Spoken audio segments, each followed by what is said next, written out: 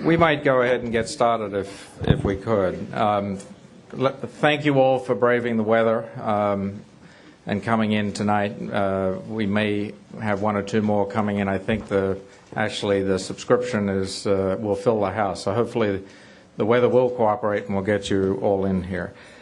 My name is Philip Mills, and it's my honor to serve on the board of the Foreign Policy Association. And tonight it's my pleasure to introduce to you Professor Rashid Khalidi. Professor Khalidi has been a prolific contributor to the long-standing discussion of the issues faced by the Palestinian people.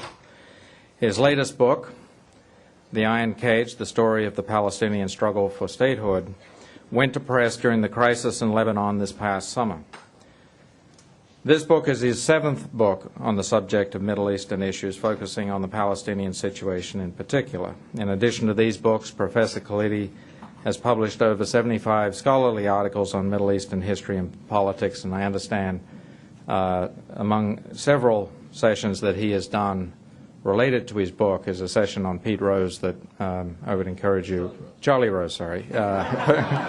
Charlie Rose. It's an important distinction. He doesn't, but he's working on it. So we don't have a date for that, but as PBS viewers, I would encourage you all to look out for the Charlie Rose session. Professor Khalidi currently teaches at Columbia University, has previously taught at the University of Chicago, Lebanese University, the American University of Beirut, and Georgetown. He also served as an advisor to the Palestinian delegation in the early 90s for the Madrid and Washington Arab-Israeli peace negotiations. Let me remind you that our purpose at the FPA is to foster an open discussion and understanding of the myriad perspectives surrounding foreign policy.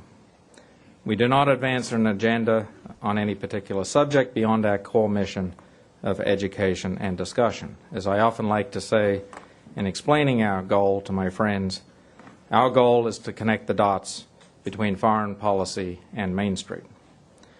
Regrettably, it takes tragic events like those of 9/11 to make those connections obvious to many in Main Street, and if I may say so, some of the policy makers in our government, both Republican and Democratic alike. Where one comes out on these issues is entirely yours, not ours, to decide. Our purpose is to contribute to your understanding on those issues. Why do I go out of my way to stress this point? Obviously, tonight's subject, the subject of the Palestine and the Palestinian people, is a highly sensitive subject in our society. Frankly, it is a subject the mere discussion of which runs the risk of one being misunderstood or mischaracterized as anti-Semitic. It is for this reason that the issue is unfortunately perceived as the third rail in politics. However, it is very much in our national interest to confront this issue with the utmost intellectual honesty, divorced from politics and faith. I would point out that some of the most outspoken in calling for a fair hearing on the treatment of the Palestinian question and the Palestinian people are the thought leaders in the Jewish community, and I applaud them for their leadership in that regard.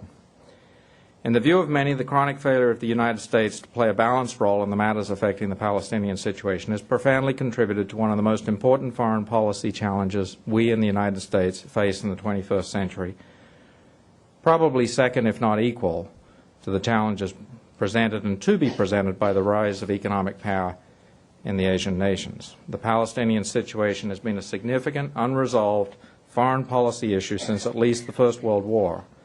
Furthermore, it continues to be at the front of foreign policy in the early stages of the 20th century. Arguably, the Palestinian situation is more important than the threats imposed by the nuclear activities of North Korea.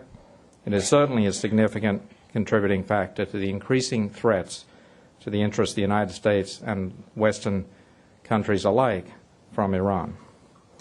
Indeed, as one thinks about what could possibly motivate people to commit the atrocities of 9/11, unless we forget it, related incidents in Madrid, London, and Bali, among the possible explanations for those actions must be the outrage at the unfairness of the treatment of the Palestinian people.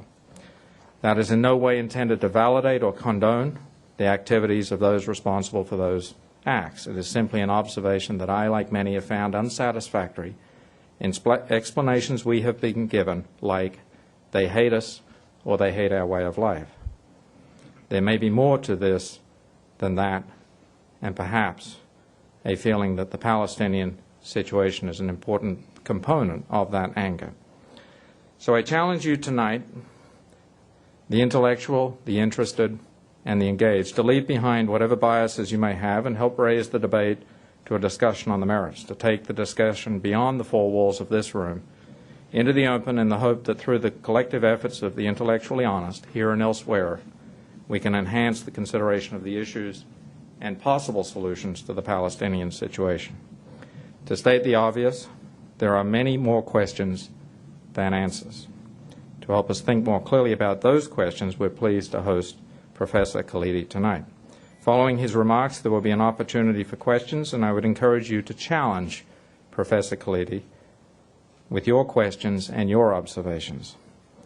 Afterwards, Professor Khalidi will also be available to sign copies of his book as part of the reception.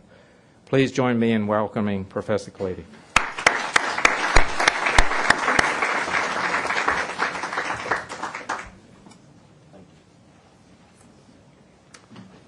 Thank you all for coming out on this miserable evening. I had to come in a way. You didn't have to come. So. My topic is the topic of my book, The Iron Cage, the story of the Palestinian struggle for statehood. That's the title. And my ambition, of course, is to be invited one day onto a Pete Rose show, where I'm asked questions about baseball rather than questions about Middle East history and politics. But for the moment, I'm condemned to talk about Middle East history, which I'm happy to do, especially before an audience like this one. The questions that I try and answer in this book came to me well over 10 years ago as I was finishing an earlier book entitled Palestinian Identity. In that book, which I think was published in 96 or 97, I showed that Palestinian national identity came together in the first quarter of the 20th century. As I was completing it during the early 1990s, at a time when I was also serving as an advisor to the Palestinian delegation to the peace talks in Madrid and Washington and teaching and so forth, I was left with the question of why, if the Palestinians had developed a reasonably well-defined national identity in the first quarter of the 20th century, they were so unsuccessful in the following 75 years in turning that identity into a state. I mean, we always assume that national groups that develop a strong national identity eventually achieve statehood, independence, self-determination. Why did this not happen in the Palestinian case? And so this started me off on the process, which led to my writing this book.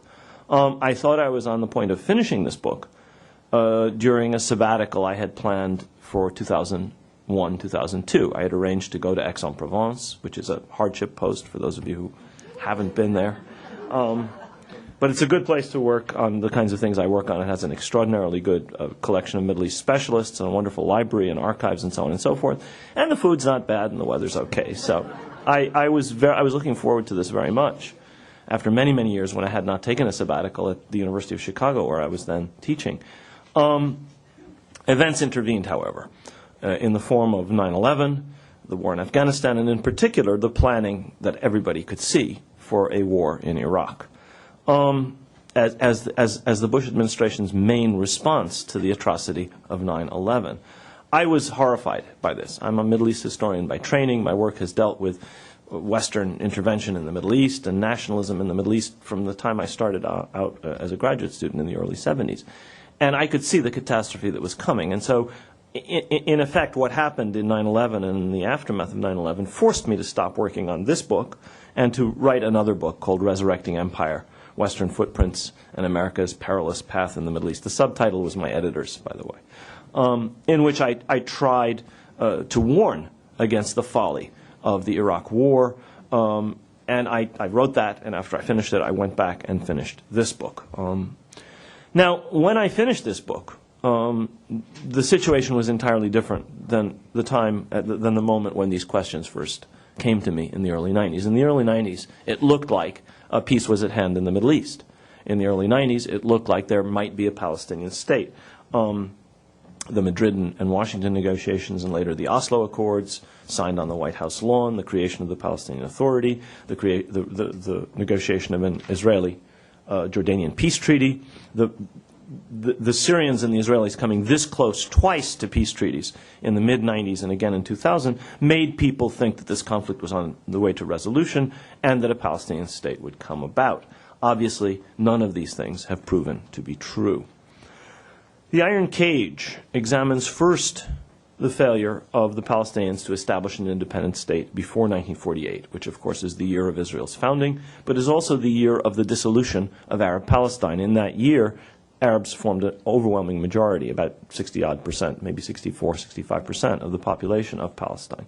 And secondly, it examines the impact of that failure in the years that followed. I was originally really going to write about the period up to 1948. My editor, a very smart woman, much smarter than me, said, you've got to bring this story up to the present. So about a third of the book brings the story, as much as I can, up to the present. A topic like this, why did the Palestinians fail to develop a state, provokes a sequence of questions that I think relate as much to the present as they relate to the past. What purpose is served by such a study when, after 6 decades, or nearly 6 decades, after 1948, an independent Palestinian state in any real sense of the word independent not only does not exist, but when its establishment doesn't look at all likely in the foreseeable future? Why work on this when it's not something that's very likely? Anybody who's paid attention to events in the region knows that the obstacles to independent Palestinian statehood only grew after the elections to the Palestinian Legislative Council were won by Hamas back in January of this year, and after the United States, Europe, and Israel imposed a financial siege on the Palestinian Authority, which has basically led to a serious degrading of not just mechanisms of state, but of the entire public sector, serving all services, education, health, and so on and so forth. So what there was of a state is gradually being destroyed under this financial siege. The obstacles grew further after violence escalated in the Gaza Strip and Lebanon over the spring and summer of this year. In the case of Gaza, that violence continues until today. During the 6 months during which this has been going on, over 300 people in the Gaza Strip, most of them civilians and 60 of them children, have been killed and many hundreds have been wounded. This is the most heavily populated area on earth. And what we're talking about is the use of weapons that are essentially designed to fight wars against other armies are being used in this heavily built-up area. 2 Israeli civilians have been killed by Palestinian rockets fired from the Gaza Strip, and there's been a lot of damage also, and some people wounded. But there's been a huge casualty toll in Gaza. So I think all of these things show that obstacles to Palestinian statehood, if anything, are even worse today than they were even a year ago.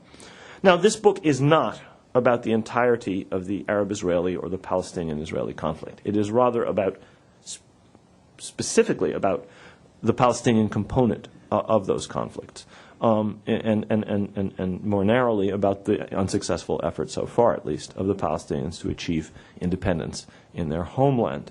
I think that if you look carefully at how this war started this summer, the war around Lebanon, you can see how intimately these things are linked, Palestine and other things, Palestine, Israel, and other things. You will recall, perhaps, that when Sheikh Hassan Nasrallah launched what ended up being a major Lebanese-Israeli war, he claimed, by capturing these 2 Israeli soldiers on the 12th of July, he claimed, whether this is true or not is not the point, he claimed that this was meant to help relieve Israeli pressure on Gaza.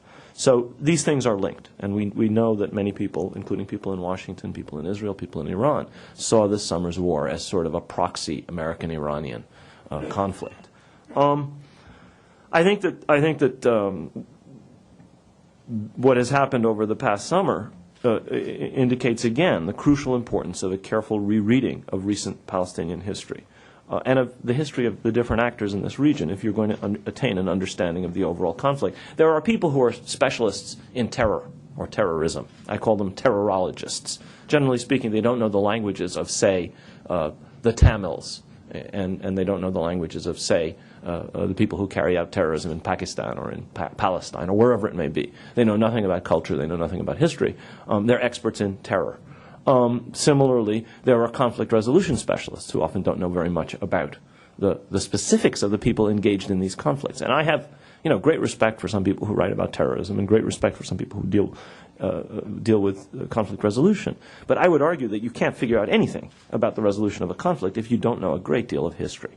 And I think that this is a perfect case of how our understanding has been obscured by the absence of sufficient attention to history. I think that in our country, we in particular are the victims of what I would call a one-dimensional and ahistorical approach to the entire conflict, which is almost entirely, at least by our politicians, seen in terms of the prism of terrorism. The president, again, today, for example, in talking about some foreign policy issues in the Middle East, constantly recurred to the term terror and terrorism, which of course is important. But if you see everything solely through that prism, I think you miss a great deal. And I think it obscures thoroughly the specificity of all the various actors, whether the Palestinians or other actors. And it is by its nature that ahistorical prism, faulty, flawed. Now, I obviously understand that the Palestinian quest for independence, which is my subject in this book, is only one of the many elements that have to be grasped if we're going to understand the causes of this conflict. But because any half-decent historian will tell you that for nearly a century this Palestinian effort has been so central to events in the region, in the Arab world in particular, but also as between the Arabs and the Israelis, willfully ignoring it, which many people do, there's very little attention, I think, paid to it, leads directly to the kind of reductive, partial, and misguided American official thinking that I would argue has produced, in some measure, the problems that afflict this region. Now, I am not one of those people who don't think that people in the region have no responsibility for what they do. They have a great deal of responsibility. And one of the key arguments of this book is to look at Palestinian responsibility. But I stress the word produce these conflicts because I also strongly believe that whether we're talking about the United States or Great Britain in an earlier period, whether we're talking about the United Nations or the League of Nations in an earlier period, these are actors that have played important roles in creating these problems. And I want to make this a relatively brief talk so we have time for questions. I'd be happy to come back to this in the question and answer period. Now, as I pointed out, the Palestinian Authority in the West Bank and the Gaza Strip today seems to be tottering in the wake of the elections in January, in the wake of the response by the international community, and in the wake also, very importantly, of the failure of Fatah and Hamas, the two leading Palestinian factions, to agree on a coalition government that might relieve the suffering that's being caused by this international boycott. In any case, the state that the Palestinians never had and that many expected would emerge in the 90s seems as far away as ever. And what this book does is to try and look at the historical roots of that failure. Now, I'm sometimes asked by a different kind of audience than this one. I've spoken on this book a lot. My publisher is active in sending me out on a book tour, which ends in Houston and Chicago this week, and I can't wait for it to be over. Though I will see my daughter in Chicago, so that's the good news. I'm often asked in a different kind of audience than this one, specifically audiences that have a large number of Arab Americans or Arabs, why I focus on the role of the Palestinians in their past failures or in their past defeats, when they have been consistently the weakest of the parties that were involved in this struggle to determine the fate of Palestine, whether before 1948 or of Palestine-Israel since 1948. Before 48, obviously, these parties included the British Empire, the greatest power of its day, which was consistent in opposing Palestinian aspirations for statehood. It shifted its position on Zionism, Britain did, but it never shifted its position in ferociously opposing Palestinian statehood. You know about the other actors, the United States, the Soviet Union, both of them voted for partition of Palestine into an Arab and a Jewish state. Both of them immediately recognized the state of Israel. Neither of them, nor did any other country in the international community, do anything to prevent the strangling of the embryonic Arab state that was supposed to emerge in Palestine as well in 1948. There are other actors, obviously. There's the Zionist movement. There are the Arab states. I could go into all of them. But in any case, all of these actors were more powerful than were the Palestinians. To rephrase that question that I'm sometimes asked in light of these facts, why do you concentrate on the failures or incapacities of the Palestinians to achieve independence before 48 or since 48? when the forces against them are so powerful and have always proven overwhelming? Why don't you focus on external forces that played a predominant role in preventing the Palestinians from achieving self-determination? And I have to say, I do focus on those external forces. The title of the book, The Iron Cage, is a reference to the constraints that the British imposed on the Palestinians during the Mandate. And if you're interested, I can talk about that again. Exactly how this was done by the British in response to questions. But let me go on, because people have criticized this approach from a different direction. What I've just given you is the critique I've gotten from Arab American audiences. For example, when I talked at the University of Michigan in Dearborn, which is the largest Arab city outside the Arab world, for your information. It is a big center of Arab Americans. From a different perspective, other people have argued that the Palestinians, or Palestinian leaders, should bear the entire responsibility for their own failures, and some go even further and blame the victim, the Palestinians, entirely for the tragic history of the Palestinian people, and often for everything that happened in the region to everybody else. Now, I would suggest that in light of the responsibilities of other parties in this story, to start with the international community alone, there are major actors that obviously bear some share of responsibility here. It's clear what the benefits of blaming the victim are. We come off scot-free. We, the United States, or the British, or whoever. Now, finally, other people have argued, and this is my own approach, that even if the Palestinians cannot be fully blamed for all their misfortunes, and even if the balance of forces against them, which was almost always unfavorable, has to be taken into account, they nonetheless are accountable for their own actions and decisions. And this is the approach I take in this book. Whether external forces or internal Palestinian weaknesses, or as I believe a combination of both of them, prevented the establishment of an independent Palestinian state, all of this leaves us, in my view, with another important question. Is statehood the destined outcome for a people who, even though they've developed a strong sense of national identity, have been unable to develop lasting, viable forms, structural forms, for this identity, or to control a national territory in which this identity can, flower and take shape? The fate of the Armenians for most of the 20th century and the ongoing fate of the Kurds shows that this is a possible outcome. Being left, in a sense, in a stateless limbo could be what faces the Palestinians for the foreseeable future. Now, I think all of these questions that I've asked in this book are important for three reasons. I'll try and go through them fairly quickly. The first is because I think Palestinian history has to be properly understood if we're going to understand, comprehend the Palestinian present, or if we're going to understand the history and the present circumstances of other peoples, including the Israelis. You cannot understand Israeli history. You cannot understand the problems Israel faces if you do not understand Palestinian history. The Zionist enterprise came to Palestine, a country which was almost entirely inhabited by Arabs. When the first settlements are established in the 1870s and 80s, the overwhelming population, majority of the population, is Arab. You have to understand the evolution of that society in order to understand how Israeli society evolved. The same is true for understanding neighboring peoples and understanding regional events. But it's also important because this history, Palestinian history, has significance in its own right. It's a subject of its own. It happens to be the case that in the West, Palestinian history is a sort of hidden history. It's obscured by the riveting and tragic narrative of modern Jewish history. In a sense, and this is particularly true in the United States, the history of the Palestinians has sort of disappeared, or at least been obscured, under the powerful impact of the painful story of the catastrophic fate of the Jews in Europe in the mid-20th century. Now, this is a particularly American problem.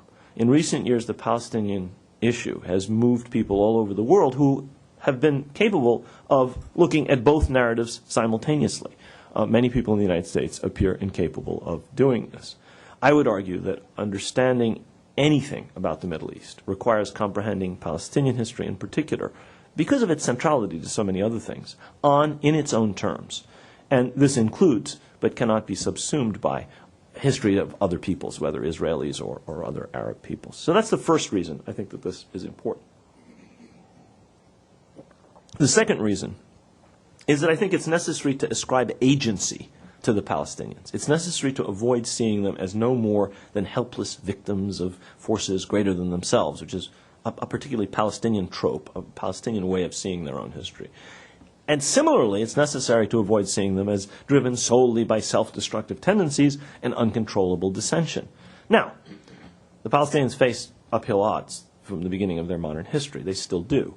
Palestinian society and politics were and are divided and faction-ridden, no more so than today. And they are divided in ways that give hostile forces, and gave hostile forces, many cleavages to exploit. But it's my argument in this book, and I think it's definitely true, that the Palestinians had many assets, they were far from helpless, and they often faced a range of choices, some of which were better, or at least less bad, than others. In this book, I focus on the 20s and the 30s, and the 1980s and 90s, as times when I think there were choices, which I think should be very carefully examined, and where, I think one can be very critical. That's the second reason I think this is important. The third, that these questions are important. The third reason is that I think the case of Palestine illustrates strikingly the long-term perils of great powers following short-sighted policies that are not based on their own professed principles. Principles like self-determination and democracy, and that are not consonant with international law and legitimacy. I would argue this was just as true during the many decades when Britain dominated the Middle East as it has been of the half-century since then when our country has been the preeminent power in the Middle East. We have dominated the Middle East since American soldiers landed in North Africa in 1943. We have been the preeminent power. We eclipsed the British and the French. We were much stronger than the Soviets, even when we didn't realize it and other powers didn't realize it. But in fact, looking back on that history, you can see that it has been the case that since the 40s, the United States has been the preeminent power in that region. And I would argue that you have to look very carefully to see American, or for that matter, British attention to what both countries claimed were the principles that animated them. Now, this book attempts to deal with all of these issues in a fresh way, but it's not what I would call a revisionist history, along the lines of the kinds of books that have emerged from the Israeli Academy in recent years. Revisionist history, properly described, requires as a foil an established authoritative master narrative that's fundamentally flawed in some way. Generally, such a narrative requires a state to propagate it via a school system, universities, research institutes, national archives, museums, statues, postage stamps, holidays, and so on and so forth. All the other tools at the disposal of a state. I mean, think of Bunker Hill, think of Mount Vernon, think of anything that's in the Liberty Bell, and you'll see the way, and think of how important American history is in our curriculums in school. I mean, I teach in a history department at Columbia where fully a third of the faculty, and it was the same as true at Chicago, fully a third of the faculty teach American history. Another third teach European history, and less than a third teach the history of all the rest of the world. As we put it, those of us who have the most history to teach have the fewest people to teach it, which is not obviously not a disparaging reflection on American history. It's our national history. But that's the way in which an authoritative master narrative emerges when you have a country that focuses on its own national history. It's normal, it's natural, and it necessarily leads to revisionism. So in the case of Israel, you've had a number of historians known in Israel as the new historians, including people like Tom Segev, Avi Shleim, Benny Morris, Ilan Pape, there are a few others, who argue against the nationalist mythology of their own country as that mythology has shaped Israeli accounts of their own country's history, basing themselves on the archives. They've gone to the archives and they've discovered that what they learned in school basically wasn't in large measure true about this or that specific event or period. The accounts that they have demolished became the backbone of the way in which Israel's history and the whole conflict, in fact, was understood in the United States. And so, while in Israel these guys have knocked down some, hollow statues, most of those ideas are still prevalent in this country. I could talk about some of these myths that they've dismantled, but I'm going to skip that. By contrast, looking at the Palestinian case, there is no established authoritative Palestinian master narrative, essentially because there's no Palestinian state to propagate such a narrative. There are no Palestinian national archives, there's no national library or museum. There are, in fact, no functioning research universities in Palestine. There are 8 universities that struggle simply to teach, but they do not have the facilities to provide the kind of environment that's necessary for faculty to do serious research. There is, of course, a Palestinian nationalist narrative, which includes its share of myths. among the myths that I think are worth debunking in the Palestinian narrative are mistaken ideas relating to the connection between the Zionist movement in Israel on the one hand and the Western powers on the other. Among them also is the question of the relation of Zionism to the course of modern Jewish history, notably a failure on the part of many Palestinians to appreciate the central place of the rise to power of the Nazis and of the Holocaust in both Jewish history and the history of Zionism and in Palestinian history. And I can talk about this later. I mean, one of the crucial breakpoints in Palestinian history is the rise to power of Hitler. It takes place in Europe. It has nothing to do, ostensibly, with the Middle East or the Arabs or the Palestinians, but it is a crucial breakpoint in Palestinian history. It's a watershed.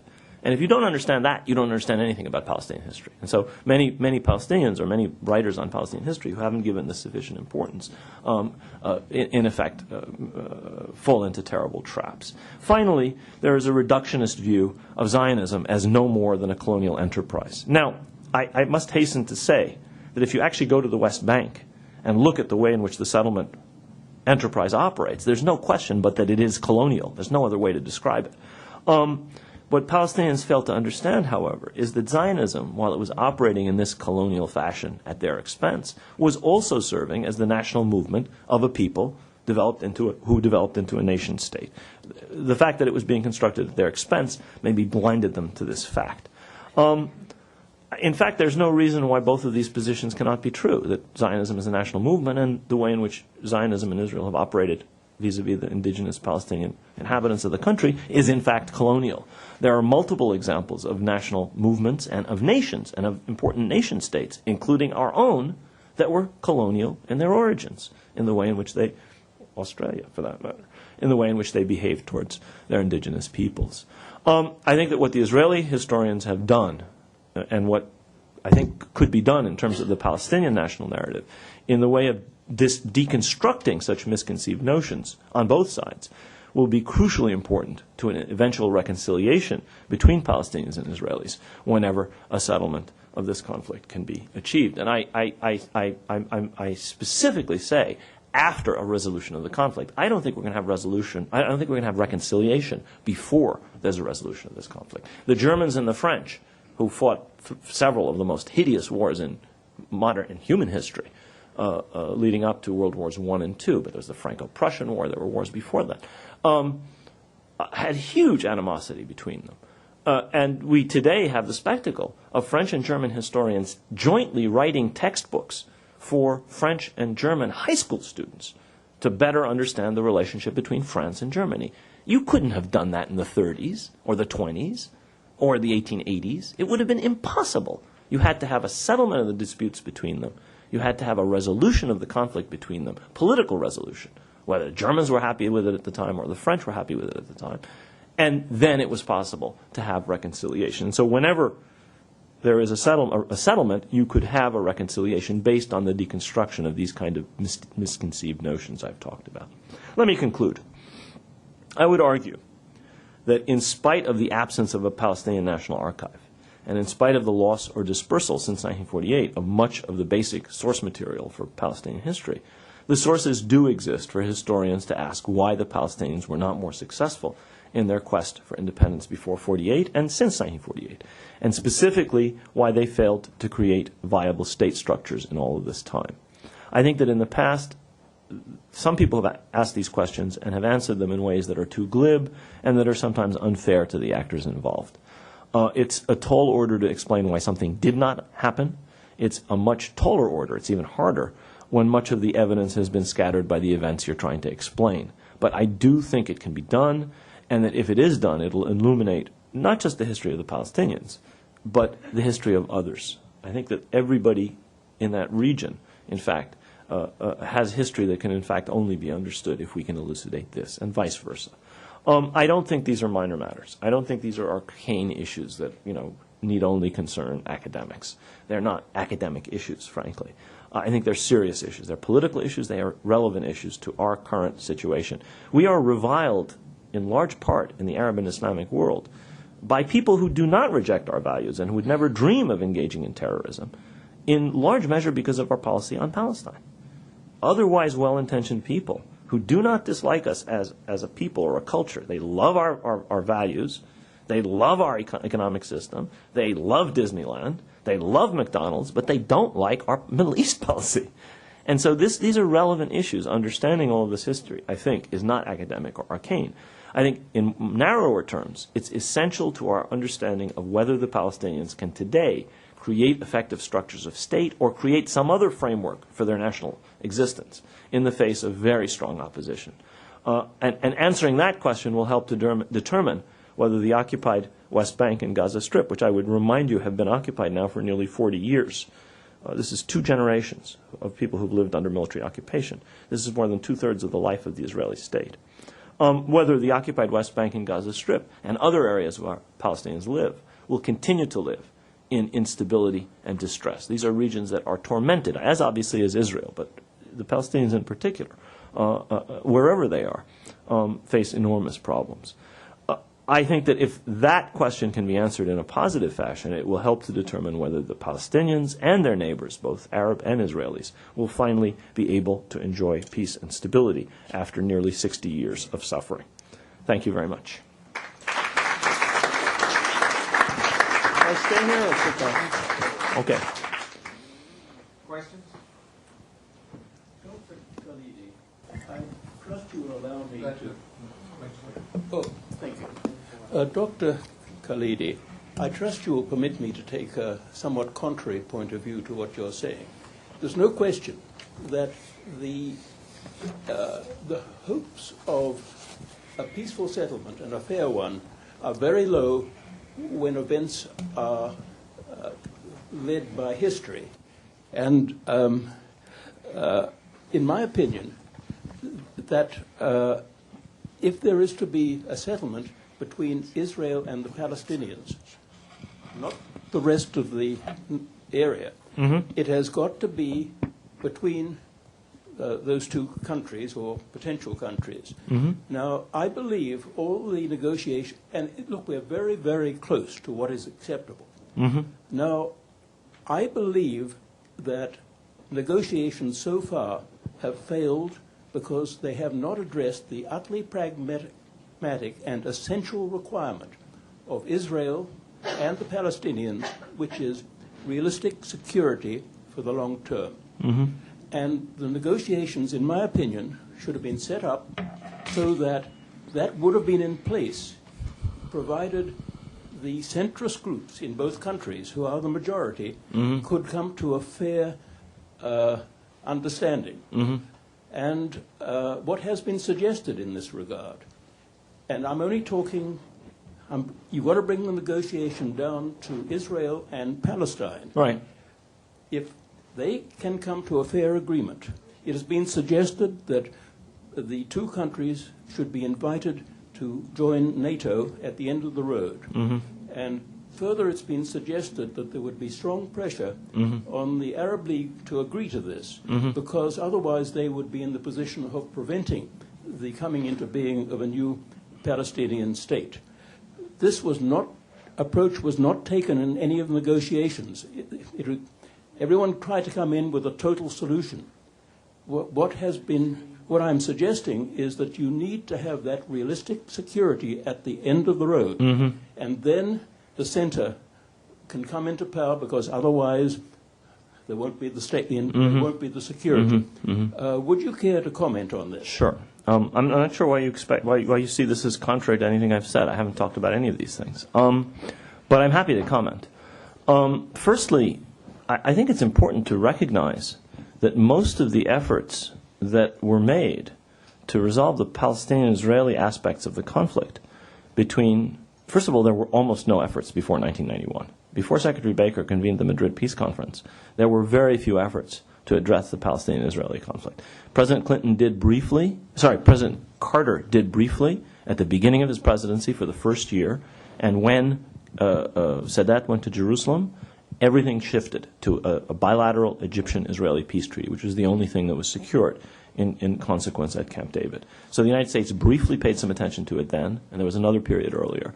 And finally, at Madrid and at Washington and in the Oslo agreements, The Palestinians and the Israelis were actually enjoined, prevented from negotiating what were called final status issues for a lengthy period of time, which in the event ended up being nearly 9 years.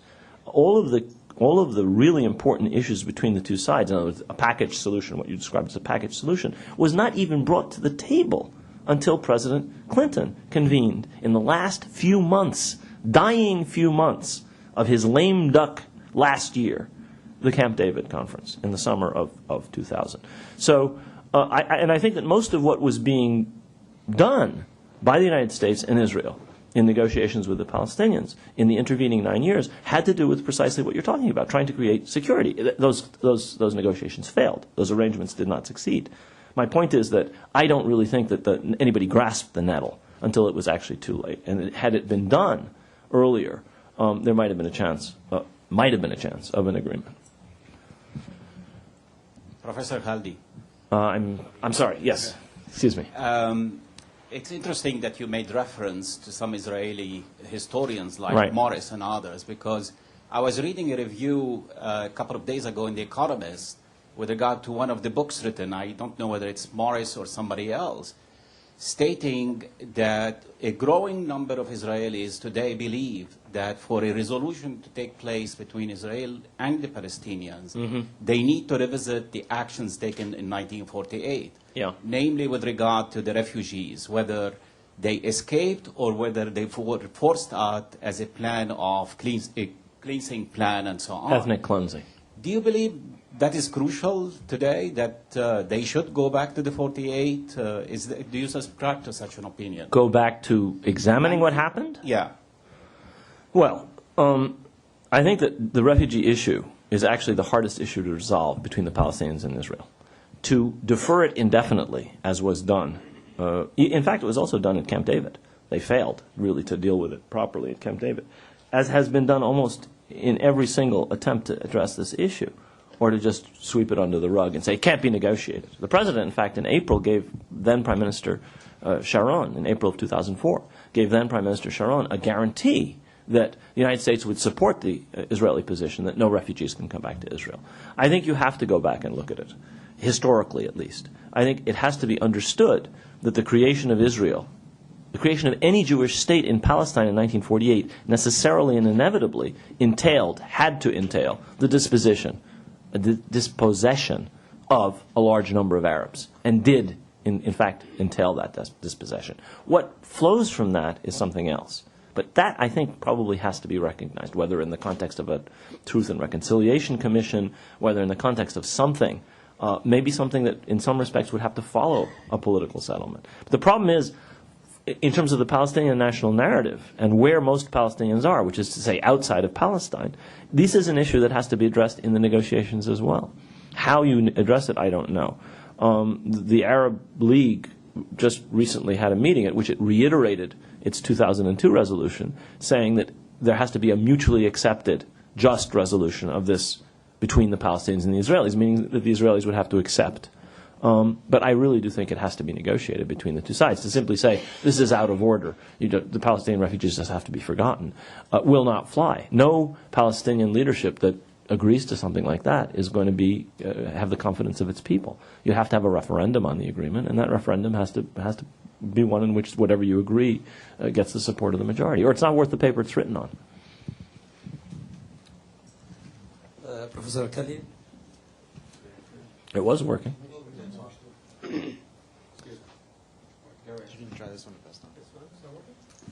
I think it was. Thank you. You mentioned analogy that comparing the Palestinian to foreseeable future to that of Kurds and other ethnic group in the region. In the light of the introduction of Lieberman, Avigdor Lieberman. yes, and that's not in Israel, not in Jersey. How would and his view about the Palestinian and the Palestinian solution? Yeah. Do you think this will solidify your point of view, or do you think it will? How would you think? Because some of the newspaper in Israel saying that he might be the prime minister in the future. He may. And giving his radical view to the Palestinian, how would you see the solution of the Palestinian? Well, some people in the audience may not be as familiar with Israeli politics as you are. The coalition government in Israel has just been expanded by the addition of a party called Israel Beitenu, which is headed by a Russian immigrant by the name of Avigdor Lieberman, who's expressed some of the most radical opinions of any Israeli politician ever. He's called for expulsion of the Arab citizens of the State of Israel, the 1.2 million Palestinians who live in the Galilee and elsewhere. He's called for at one stage in the past, he called for bombing the Aswan Dam to punish Egypt for something, I'm not sure what. He's a really very hardline character. And my Israeli friends tell me that he is a much more serious politician than many people give him credit for, that he really is quite a serious figure in Israeli politics. He has 8 votes in the Knesset, so he's not, in a position to dominate even this government. But to the extent to which views like that become more prominent, I don't just think it's going to affect the Palestinians. I think it's going to affect the United States. I think it's going to affect the other Arab countries. One of the greatest motors of instability in the Arab world was the creation of the Palestinian refugee problem in 1948.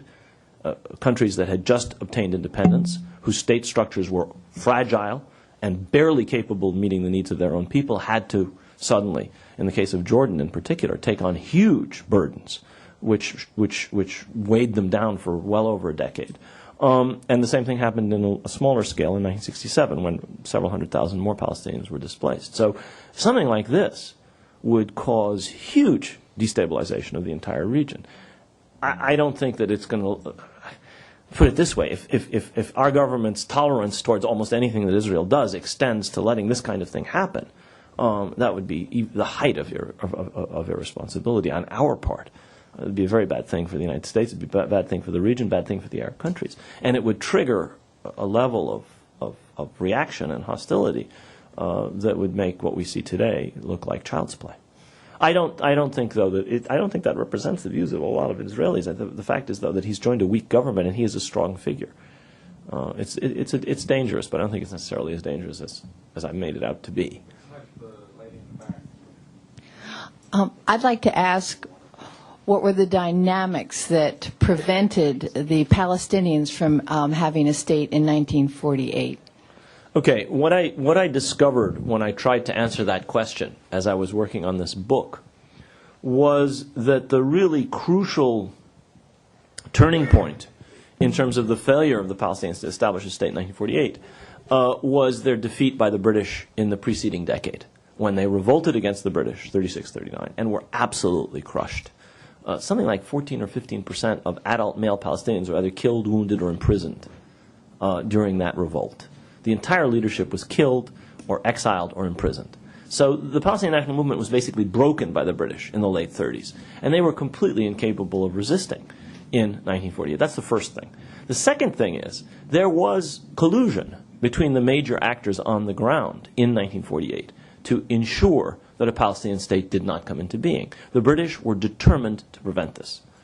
And so Bevin, the British Foreign Secretary, called in the Jordanian Prime Minister and said to him, "We want you to occupy the territory allotted to the Arab state, you, the Jordanian army, the Arab Legion, to occupy the territory allotted to the Arab state under partition." This was back in 1947 that this conversation took place.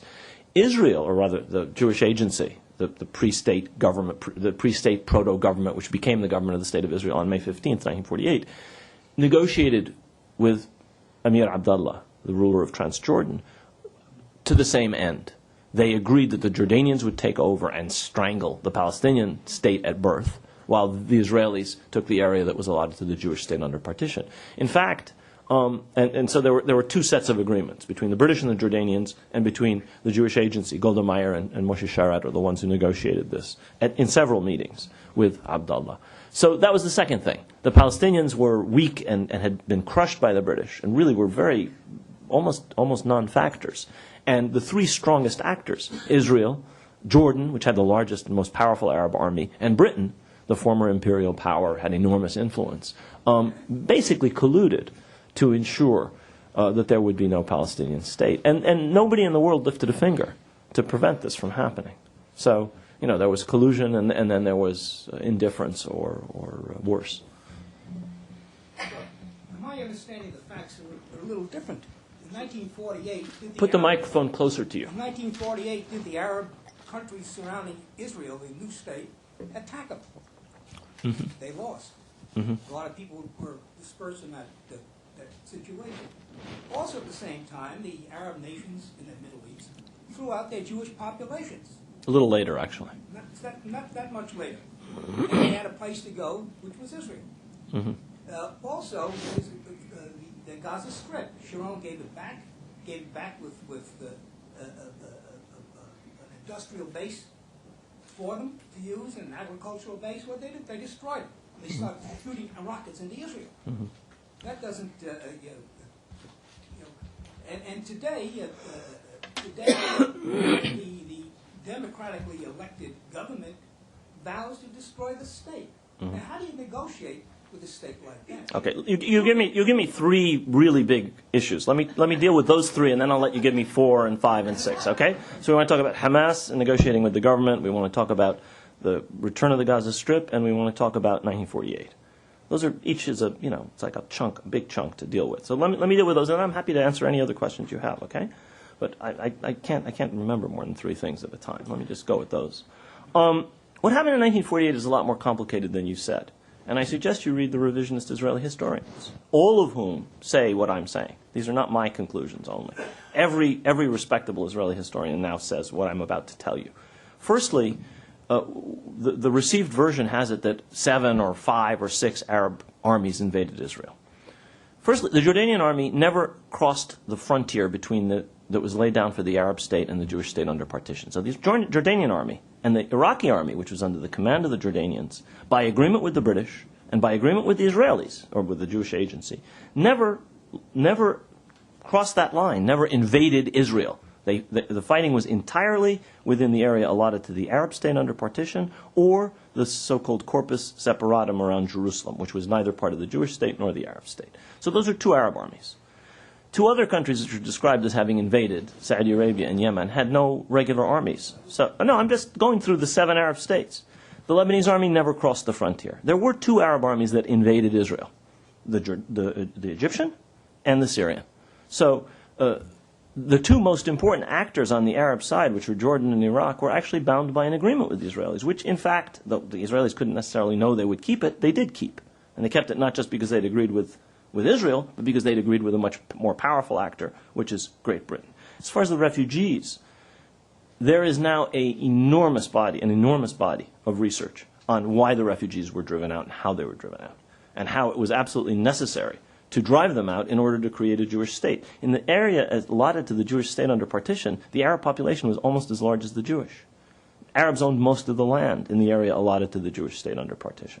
There's now even more archival revelations that show exactly how and why what happened. And also show how the Arab states were not even sure they were going to invade in 1948, the ones that did. It was touch and go.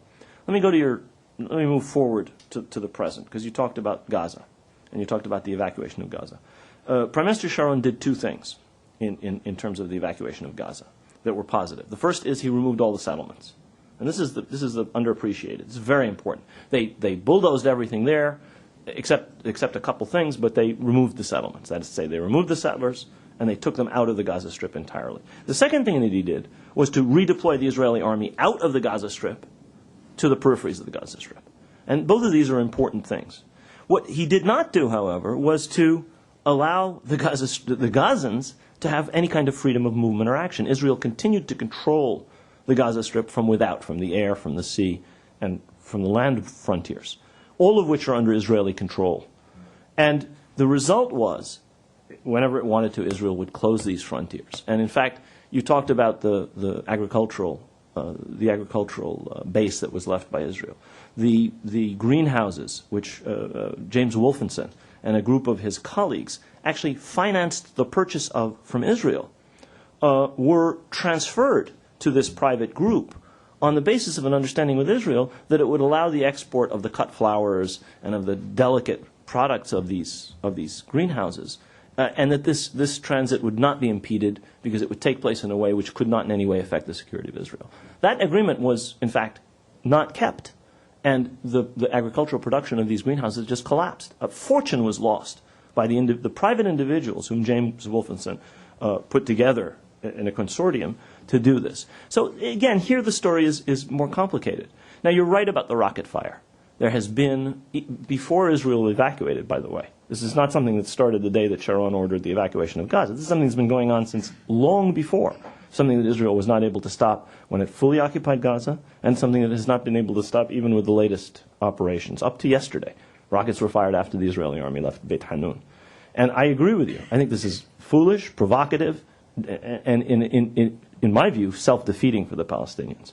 I would mention, however, that all of these rockets, these hundreds of rockets, are wildly inaccurate and have caused a total of 2 civilian casualties on the Israeli side. What Israel has done, by contrast, and I think that this is part of the problem, is to try and solve this by force. Now, you say correctly, the Hamas government, which is the government that was elected in January and which controls the Prime Minister's office and the ministries, but doesn't control the presidency, which is separate, still controlled by Fatah. So the entire government isn't made up of Hamas. The Prime Minister and his cabinet are Hamas, as well as a majority of the Legislative Council. The Hamas government has refused to negotiate with Israel, refused to accept the existence of Israel, and so on and so forth. You're correct in that. Part of the problem here, though, is that there are people in Hamas, as was shown in May, when the leadership of Hamas in the prisons agreed to a document whereby they would recognize Israel, whereby they would start negotiations. And nobody responded to this. Instead, there was an escalation. Even before Hamas started firing rockets or doing stuff in May and June, before the soldier was kidnapped on the 12th of June, Corporal Shalit, the Israeli soldier who was kidnapped in Gaza. There were 2 kidnapped on the Lebanese border a month later. This one was kidnapped or captured, or whatever you want to say, in June. The problem here is that Israel seems to think the only way to deal with this is force. I would suggest that the way to deal with Hamas is to try and separate those people in Hamas who in fact are pragmatic and are realistic and can be brought into a coalition with Fatah from those who are irreconcilable. And there are actually profound differences between them within Hamas. This is apparent to anybody who studies Palestinian politics. And there has been a refusal to even approach this on the part of both the Bush administration and the Israeli government. The Israeli approach, unfortunately, seems to me to be entirely to rely on force. And I think 40 years of failure of a policy of force and the limited successes of an attempt to negotiate in the 90s should indicate that you should try and do that if it's possible. With anybody you can negotiate with. Obviously, there are people you can't negotiate with, don't negotiate with them. But Sheikh Ahmed Yassin, who founded Hamas and was assassinated by Israel a couple of years ago, himself said, we would accept a 100-year truce with Israel. We would accept the idea that there would be the 2 states side by side, and then later generations can settle it. He's not willing to make peace. A 100-year truce is not peace. But I would say take that up. I would say certainly the alternative I don't think is any better. The rockets keep being fired. Israel is killing all these people. I don't think that you're going to deal with it solely by force, frankly. Do you have other questions? Yeah, didn't Barak and Arafat work out a deal, which basically everybody thinks is going to solve the problem, and yet it was rejected? Well, Barak... Not only rejected, but they sent in suicide bombers to really disrupt the situation. Again, the sequence of events is more complicated than that. Barak came into office thinking he would negotiate a peace treaty with Syria. For the first period of his prime ministership, he pretty much ignored the Palestinians. When that did not eventuate, and it's a shame because it could easily, I think there were grounds for a breakthrough in 2000, and I blame our government as much as I blame the Syrians and the Israelis. He then decided he was going to do something on the Palestinian front. But Barak had been a skeptic of negotiation with the Palestinians since the time he was chief of staff. He opposed the Oslo Accords. He opposed the Y Accords as an army officer. He said that this is not a correct approach. And if you look at the various participant accounts by his own foreign minister, by Shlomo Ben Ami, or by Ori Savir, who was the negotiator of the Oslo Accords, in other words, critics of Prime Minister Barak within his own party and within his own government, you will see that he went into that negotiation with a very skeptical, almost, I think, defeatist attitude. And he never made an offer to Arafat. The famous offer was actually an American offer. Barak talked to the Americans talked to the Palestinians. He agreed to it. Stay with me. Stay with me. It's more complicated than the generous offer was rejected. Stay with me. And I mean, I can give you a dozen books to read if you don't believe me, of participants. What thereupon happened was that Arafat rejected the American offer. It wasn't Barak's offer. No maps were offered. The Palestinians were told this is a take it or leave it thing. This is it. And you have to sign an end of conflict agreement. This is it. You can't raise any issues. And there were all kinds of things that the Palestinians said, these need negotiations. And remember what I just said a little while ago. The Palestinians and the Israelis were prevented by the Madrid-Oslo negotiating formula from even talking about settlements, Jerusalem, water, sovereignty, borders, or refugees. They had not even begun to discuss any of the issues between them. And Barak comes along, gives President Clinton whatever he gave him. We don't know, because no Israeli document was ever given to the Palestinians at Camp David. And then the Americans told or read to the Palestinians from whatever the Americans had. And that was it. And they were supposed to accept on the spot. In fact, what then happened was that negotiations continued. President Clinton laid down the so-called Clinton parameters in December of 2000. And by January, the Palestinians and the Israelis negotiating themselves with American assistance had come close to an agreement. Nobody rejected that agreement. What happened was that the three leaders who negotiated it had come to the end of their tether. President Clinton the Democrats had been defeated in November. Prime Minister Barak had lost his majority in the Knesset even before he went to Camp David and was about to lose an election to Sharon. And Arafat, who had 90-odd% of the vote when he was elected in 95, was in the 20s with his own people by 2000. So all three leaderships had lost their credibility. The agreement was made too late. If Taba had been offered in 91, 2, 3, 4, 5, especially while Rabin was alive, you would have had an agreement. It might have worked, it might not have worked. But in 2000, it was actually too late for reasons that had to do with the domestic politics of the three actors. We can talk later if you want. You can have a fifth and a sixth and an eighth and a 12th. Let's do this because we've run out of time. Do we have time?